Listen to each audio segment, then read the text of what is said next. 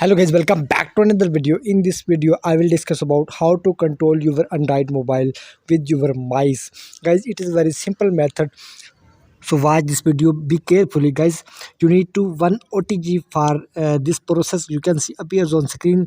This OTG available on your local market. This OTG simply add on your charging port on your Android mobile. You can see here guys.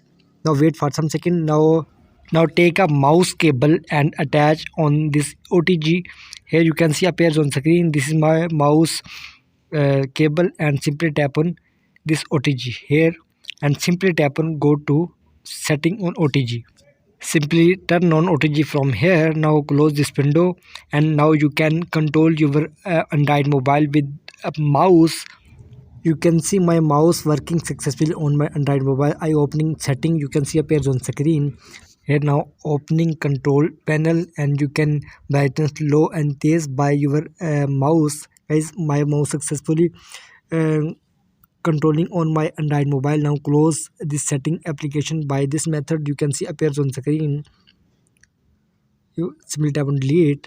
Now you can other open application by your mouse. Here you can see I am opening Gmail account.